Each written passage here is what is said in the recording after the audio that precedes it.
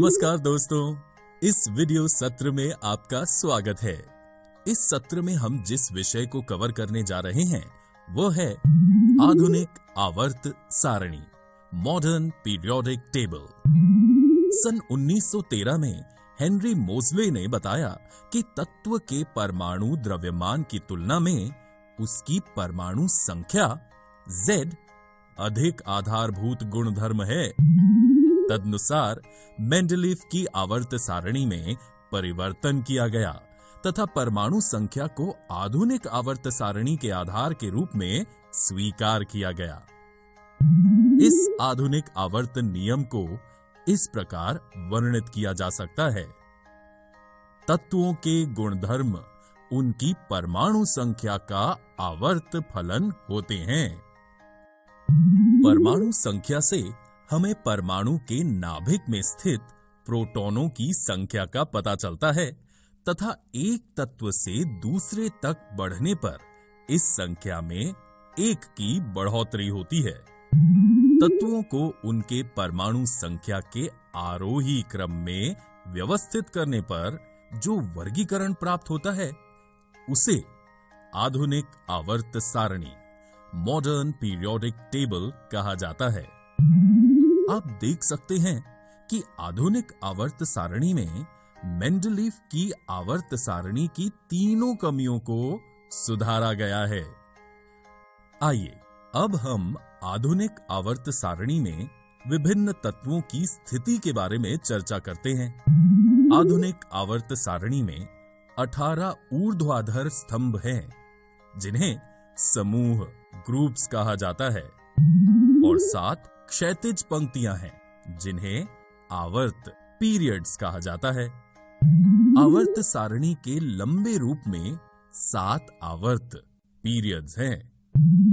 एक आवर्त में तत्वों की परमाणु संख्या लगातार होती है। पहले आवर्त में 2 तत्व हैं और इसे बहुत छोटी आवर्त, वेरी शॉर्ट पीरियड कहा जाता है। दूसरे और तीसरे आवर्त में 8 तत्व होते हैं और इन्हें छोटे आवर्त, शॉर्ट पीरियड कहा जाता है। चौथे और 5वें आवर्त में 18 तत्व होते हैं और इन्हें लंबे आवर्त, लॉन्ग पीरियड कहा जाता है। छठे और 7वें आवर्त में 32 तत्व होते हैं और इन्हें बहुत लंबे आवर्त, वेरी लॉन्ग पीरियड कहा जाता है। विभिन्न कक्षों में भरे जाने वाले इलेक्ट्रॉनों की संख्या के आधार पर हम इन आवर्तों में तत्वों की संख्या बता सकते हैं। किसी कोश में इलेक्ट्रॉनों की अधिकतम संख्या एक सूत्र 2n² 2n⁻² पर निर्भर करती है, जहां n नाभिक से नियत कोश की संख्या को दर्शाता है। जैसे K कोश प्रथम आवर्त में 2 तत्व हैं, L कोश दूसरे आवर्त में 8 तत्व हैं, तीसरे, चौथे, 5वें, 6वें एवं 7वें आवर्त में तत्वों की संख्या क्रमशः 8, 18, 18, 32 और 32 होती है। इसका कारण आप उच्च कक्षा में पढ़ेंगे।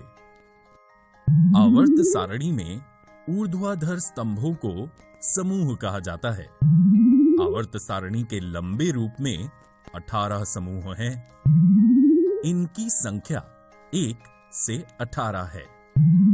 समूह 1 आवर्त सारणी के बाईं ओर है, जबकि 18 तालिका के चरम दाईं ओर है। समूहों में तत्वों की लगातार परमाणु संख्या नहीं होती है।